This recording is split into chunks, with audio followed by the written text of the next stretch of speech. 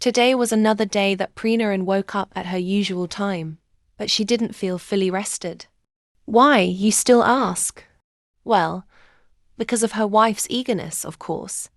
The young woman placed her hand on the spot where Kemjira usually slept, but it was empty. She turned to her side, her beautiful black eyes staring at the empty space as she did every day. And as usual, she was still gone. Kemjira was never there when she woke up. Normally, she had been sleeping alone like this since she was a child. But today, waking up and not finding her wife made her feel an unfamiliar loneliness deep inside. Her bare body, due to the lovemaking activity the night before, slowly got up and moved to the dressing room. The young woman opened her cosmetics drawer and picked up the wedding ring she had taken off. She noticed that Kemjira wore it all the time, but she, on the other hand, didn't. Yet, Kemjira never said anything about it. "I'm sorry, but I'm just too hurt to truly love you," the young woman said to the ring before losing interest and putting it back in its place. Preenarin spent about an hour in the shower and getting dressed, then went downstairs to the dining room for breakfast as she did every day. Of course, she would run into her father sitting at the table with her. Her father usually woke up early to drink coffee and then go for a walk around the house.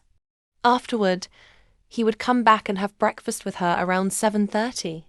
This routine had become so familiar to her. "Dad, does Kem leave for work this early every day?" As soon as the young woman sat down, she immediately asked her father, since he was likely to be the one she ran into at this time. "Yep, she left. I heard she's afraid of traffic, so she packs her lunch and eats it at the office. I've never seen her in the morning. Wakes up so early. I don't know if she's a person or a chicken." She mumbled quietly about her wife while scooping rice. But even though her father was older, his hearing was still sharp. "Well, she starts work at 8, unlike you, who starts work at 9 every day. Sometimes you even come in later than that," her father replied. Being caught off guard, Preenarin shot her father a rebellious look. "Well, I'm a CEO. Even you, Dad, sometimes don't go to work until 3 in the afternoon. Some days you just show up to pressure me to work," she retorted. Her father, Wazin, chuckled at how much Preenarin was like her mother. Sometimes he even thought that Preenarin was more like his wife than his daughter. But seeing her like this was good. It was better than when she used to sulk, her face always clouded with sadness. "Well, I'm the chairman of the company. Have you done what I asked you to do regarding that person?" "Not yet. He hasn't come to see me, so how could I tell him?" "Then don't forget. If he comes, make sure you tell him." Preenarin agreed, though half-heartedly. But even if that man were to pursue her, he'd never win her heart. And right now, it still belonged to Firpai. In fact, it might always belong to her. After getting out of the car, she walked into the elevator. Both male and female employees she passed greeted her, smiling shyly. Today, the boss was wearing a white chiffon long-sleeved jumpsuit, black polyester pants, black glossy stilettos, and black sunglasses.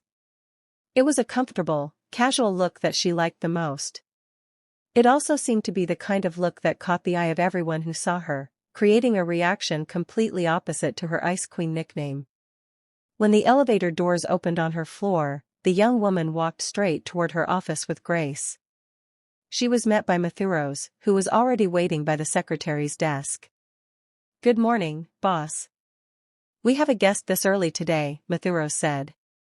"Who is it?" "Mr. Curie." After receiving the information from her personal assistant, the young woman went straight to her office, thinking to herself that Mr. Curie had been trying to approach her for several months now, ever since he became a client of their company. In fact, it might have been even before she broke up with Firpai. They met at her father's birthday party, and he never made her feel like he was pursuing her, until recently.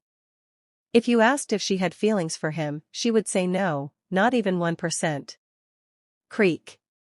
She heard the sound of the door opening, and a tall man, over 180 centimeters, stood up from the sofa, holding a large bouquet of red roses. "Good morning. You look beautiful today." He smiled, looking almost mesmerized by her appearance.